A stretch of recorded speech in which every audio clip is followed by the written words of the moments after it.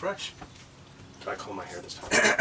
Bruichladdich. They make an unpeated Islay whiskey. We're going to let you know what we think about this in the video right now. Alright guys, welcome back to Brolic Whiskey. Today's episode features a very peculiar, unpeated Islay whiskey from Bruichladdich. So, as you can see, it's got a nice little fancy colored bottle. It's pretty. It's my kind of color. It's visible on your shelf, that's for sure. I'm gonna pour a little out for Mike.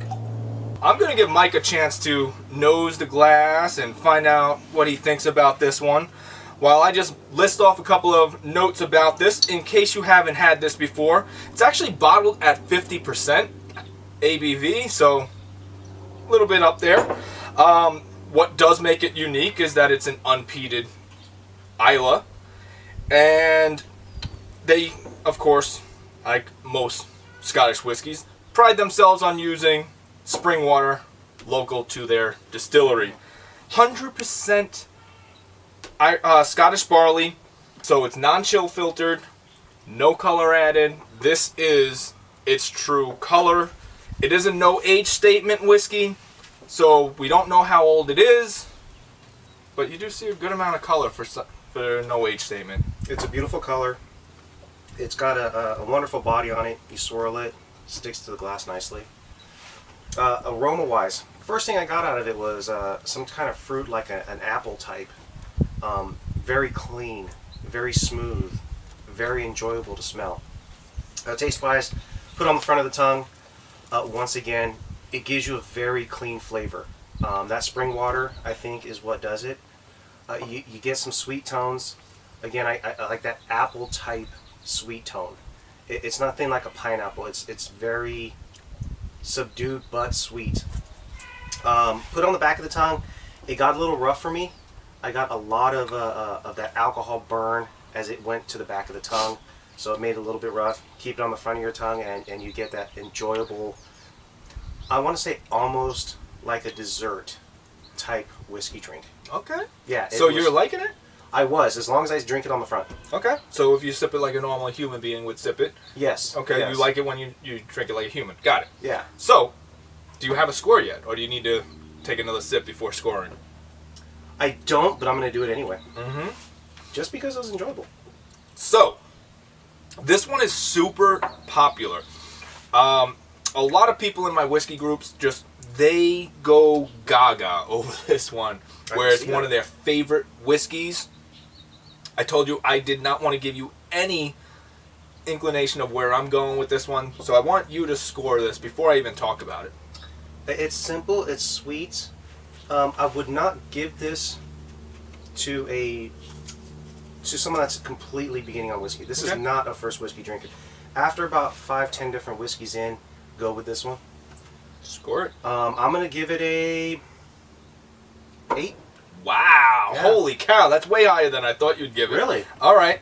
It's So, simple. It's clean. Before I get into my side of things, I've heard a lot of reviewers say that they're shocked that this says that it's unpeated because they taste peat.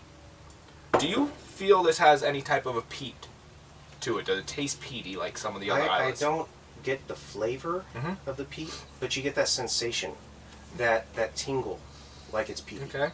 I don't get smoke. Now, I will be completely honest with how long this bottle's been open before I get into my viewpoint on it. How much is it going to change it? It can change a lot. Really? Okay. Depending on how long it's been open, how much oxidation occurred. So, Gotcha. I bought this on the huge recommendations from just about everybody that talks about it. I couldn't get into it at all. Like, I just didn't like it. For me, the nose, immediately, I get a sour note. And I can't decipher what that sour note is, but no matter how many times I come back to it, because I tried it, I was like, all right, I didn't like it, so maybe it's just I had something earlier that day that I didn't like. I came back to it, still didn't like it.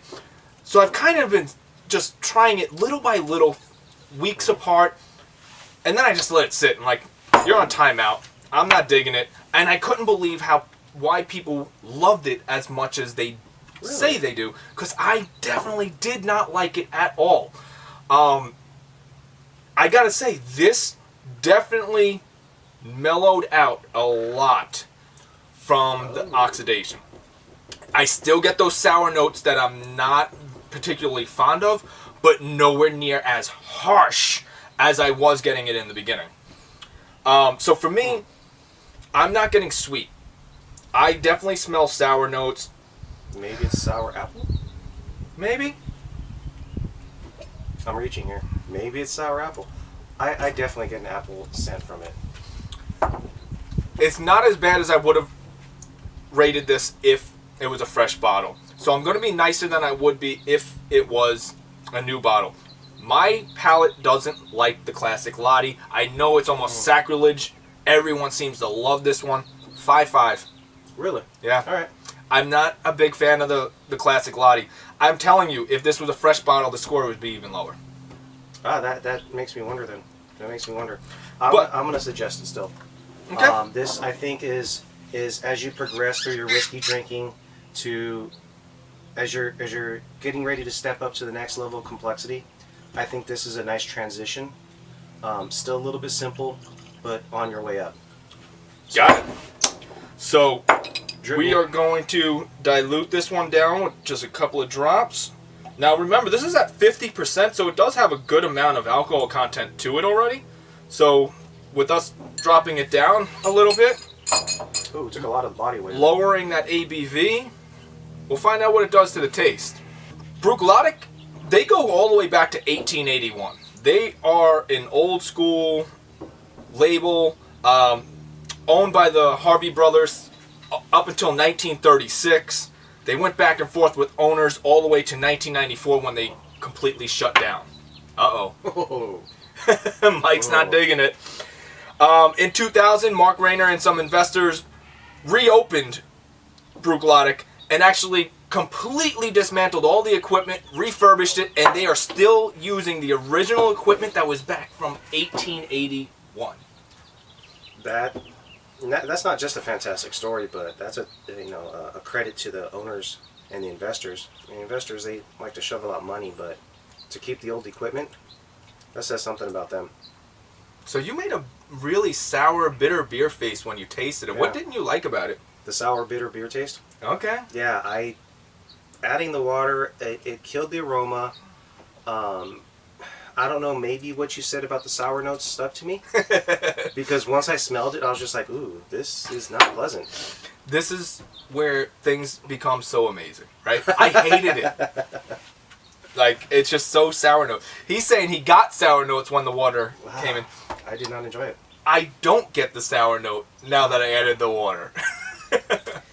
Drinking it, it was rough. I want to... it'd be like drinking liquid sandpaper to me. What's your score? On that, I'm going to go lower than what you gave it originally. Go for it. I'm going to take it down to probably a 5. Okay. Whew. Here's the interesting part. Now, once I watered it down, I get a little bit of the smoke, which makes me understand where some...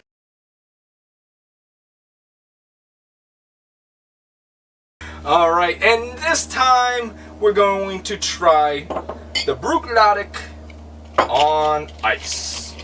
See what happens to the flavor. I'm really hoping. I want to succeed 2 out of 3 on this one. He liked it neat. Yeah. I liked it for the first time ever diluted. I want it to be something. I want it to be something. Alright. We're going to pour and see what happens. I'm not going to pour too much because we've found that we don't tend to like most whiskeys on ice. Yeah. So I don't want to waste. We don't have a whole lot in here anymore. So this time we do it on ice. See what happens between the dilution of the water in addition to the cooling down effect. What happens? It smells really clean right off the bat. Yeah. It smells really clean. Right off the bat, I'm actually getting pear. Yes. Yes. I agree. It's a crisp smell. So while he sips, it's no longer owned by Mark Rayner and his investors. In 2012, they sold to the Remy Cointreau company, so this is now a Remy Cointreau company. Well, it's mild. It's exactly what you would expect by adding ice. It's very tamed, very simple, very clean. You got a score? Yeah, you don't seem to be No. impressed. No. We're just gonna stay on opposite spectrums on this one, right? We come together 'cause opposites attract, and you know. That's what's good for the viewer, because then you'll find out whose palate you will align with a little better. If you're watching a channel and the people that are on there, if there's 2, 3, 4 guys reviewing it and they all agree, you need to find a new channel.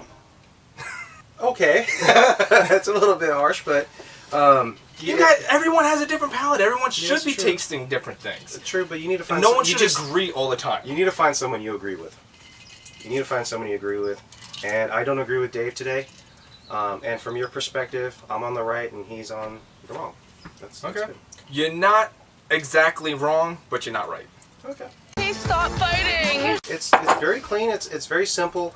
It's easy. It's an easy drink. No. Lisette's gonna screenshot my face like she did before. This is All right. Well, I'm just gonna cut him off.